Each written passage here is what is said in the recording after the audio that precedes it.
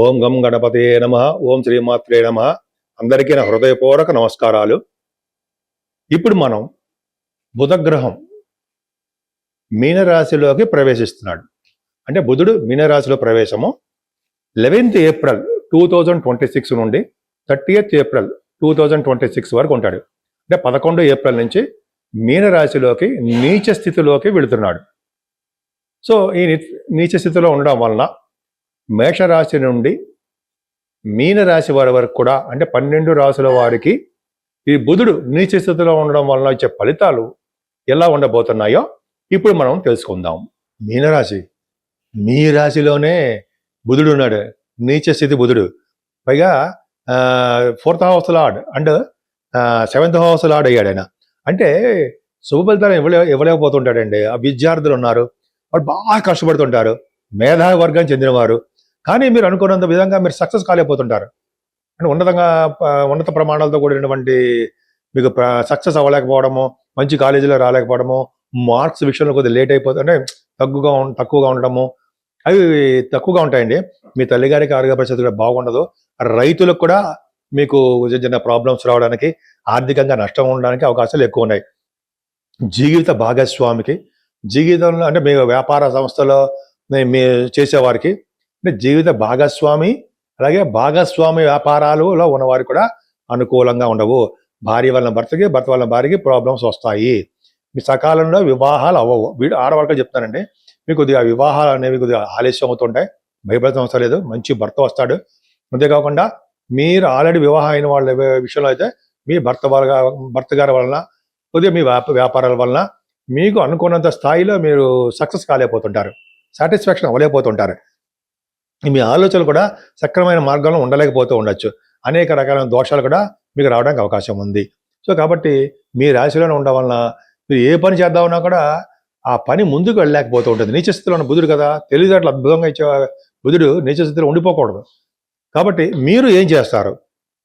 ఏమీ లేదండి, అమ్మవారిని కలువ పువ్వులతో పూజించడం వలన, వెంకటేశ్వర స్వామి వారిని మారేడు దళాలతో మన తులసి దళాలు అంటాం మనం, తులసి దళాలతో పూజించడం వలన, అఖండమైన దీపారాధన వెంకటేశ్వర స్వామి వారి గుళ్ళో పెట్టడం వల్ల, ఆ స్వామివారిని పూజించడం వల్ల సకల దోషాలు, బుధుడి వల్ల దోషాలు తగ్గి ఐశ్వర్యప్రదంగా ఉండడానికి అవకాశాలు ఎక్కువగా ఉంటాయి. అందరికీ నమస్కారం అండి. నా పేరు మీకు తెలుసు, డాక్టర్ వాడ్రి ఆదినారాయణరావు. అందరికీ మీ విదేశాల్లో ఉన్న వారికి, ఇక్కడ ఉన్న వారికి కూడా పేరు పేరున నా హృదయపూర్వక నమస్కారాలు. నన్ను ఎంతగానో ప్రోత్సహిస్తూ నాకు ఫోన్లు చేస్తూ మీ జాతకాలు చెప్పించుకుంటున్న వారందరూ కూడా నా హృదయపూర్వక నమస్కారాలు.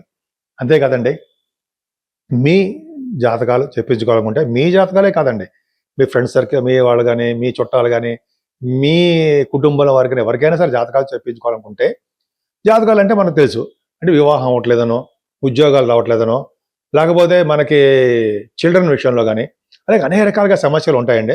ఇవన్నీ కూడా జాతకంలో కూడా ప్రస్ఫుటంగా మనకి అవకాశాలు ఉంటాయి. ఎందుకంటే డిగ్రీస్లో చూస్తూ ఏ దశలు జరుగుతాయో చూసుకుంటూ అది చెప్పడం ఈజీగా చెప్పచ్చండి. నేను చెప్తుంటాను, ఎందుకంటే 36 years ఎక్స్పీరియన్స్ కూడా ఉంది. అంత అద్భుతమైన ఎక్స్పీరియన్స్ ఉన్నది మాత్రాన అద్భుతం అని చెప్పి మనం అనుకోకూడదు, బట్ చెప్పగలను జాతకాలు.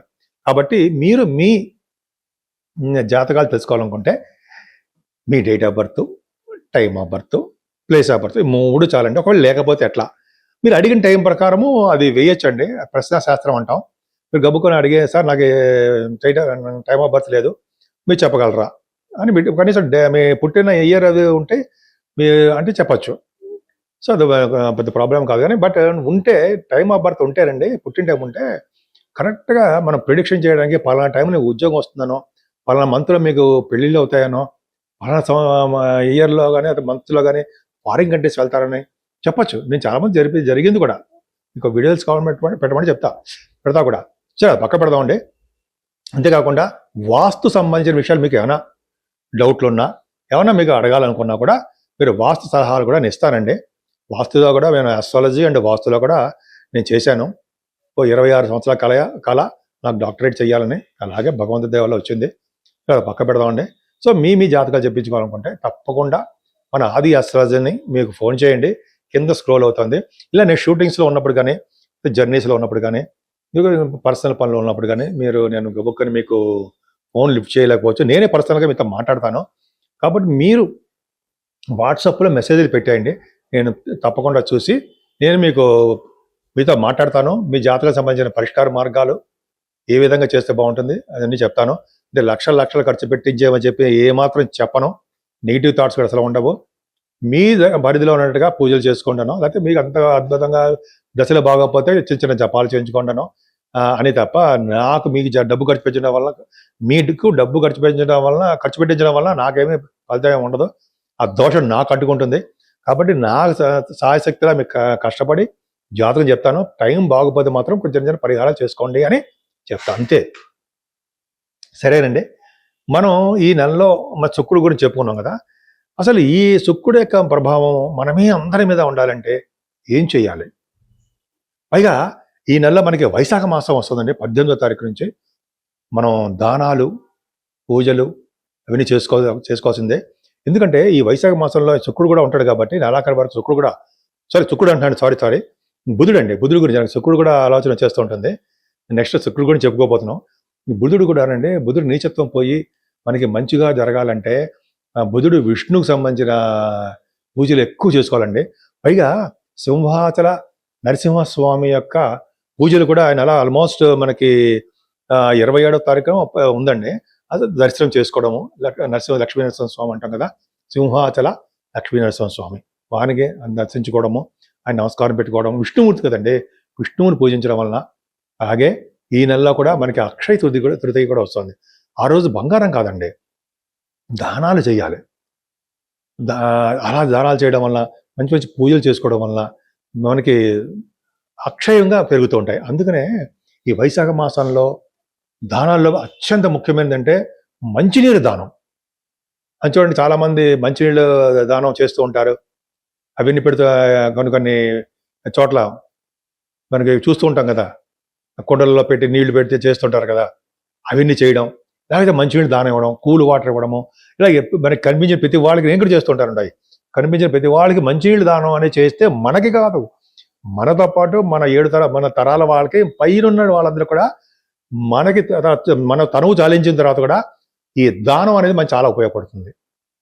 అంతేకాకుండా మంచినీళ్ళు దానమే కాకుండా అన్నదానం, వస్త్రదానం చేయాలండి. వస్త్రము, అన్నదానము, అలాగే మనకి మంచినీళ్ళు దానము, అలాగే గొడుగులు కూడా ఇవ్వాలండి. ఈ నెల నీడ కల్పించాలంటే గొడుగులు దానం ఇవ్వాలి. పాదరక్షలు, మంచినీరు, గొడుగులు 3 కంపల్సరీ. వైశాఖ మాసంలో ఎవరైతే ఇలా ఇస్తూ ఉంటారో వాళ్ళ ఫ్యామిలీ, కుటుంబ సభ్యులు, అలాగే పైన లోకాల్లో ఉన్న వారందరికీ కూడా మంచి జరగడానికి ఎక్కువ అవకాశాలు ఉంటాయి. పదే చెప్పడానికి కారణం ఏంటంటే ఈ దానాలు వైశాఖ మాసంలోనే చాలా ప్రాముఖ్యత సంతరించుకుంది అంటాం కదా. మీకు తెలియని ఏ విషయాలేం కాదు, గుర్తు చేస్తానంతే.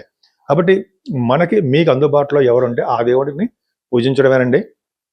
అలాగే అమ్మవారిని ఎక్కువ పూజించడం వలన లక్ష్మీ అమ్మవారిని, విష్ణువుని ఎవరైతే కలిసి పూజిస్తారో వాళ్ళ ఇంట్లో స్థిరమైన లక్ష్మీదేవి ఉంటుంది.